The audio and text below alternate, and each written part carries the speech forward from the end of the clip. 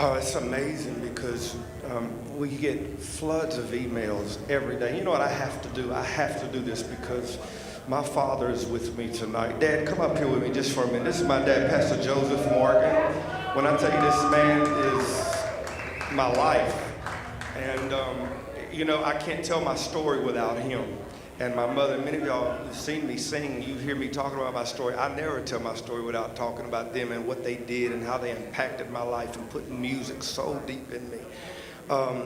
But it's very fulfilling because people come to me. I've had people who are suicidal, they've lost loved ones, and people come to me, they have kids who are strung out on drugs, in jail, incarcerated, and they come to me and they tell me, thank you for your story.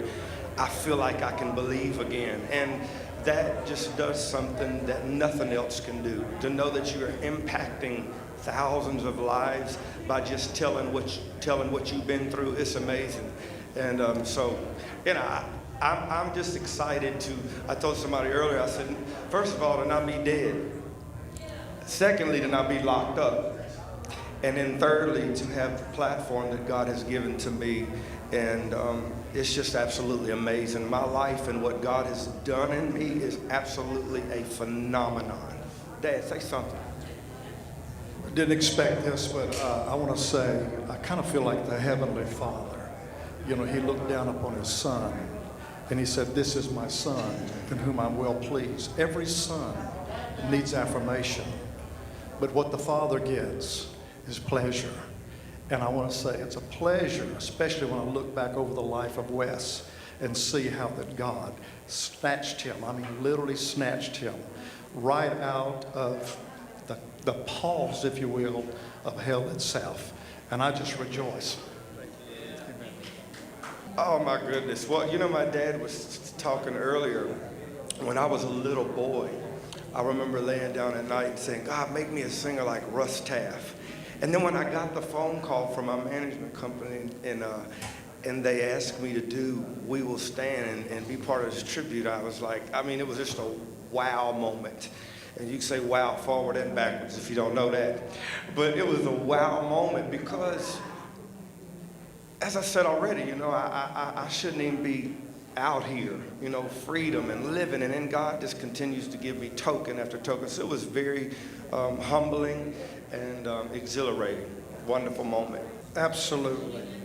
Absolutely. One of the greatest revelations that came to Yolanda, who is my wife, of course, Wes's mom, Yolanda and I, we were so, as parents, at first, we pastor a church and have pastored for years.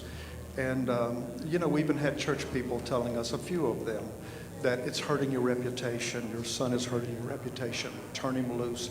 The first thing I want to say to parents who have children that are wayward, don't turn them loose. Hold on to them. Because before there was ever a church, a pastor, a ministry, a prophet, a bishop, or anything, there was a family found in the book of beginnings, Genesis. And one of the greatest revelations that Yolanda and I had was simply this, and I want to say this and address this to every parent, that the prodigal's father, he never ran after the child.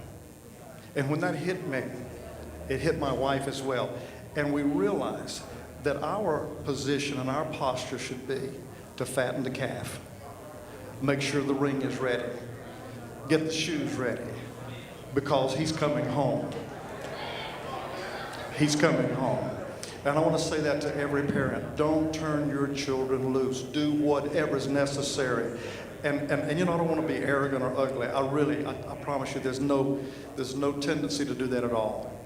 But it doesn't matter what church official or person tells you to turn your children loose. Hold on to them and bring them back to God. Thank you so much.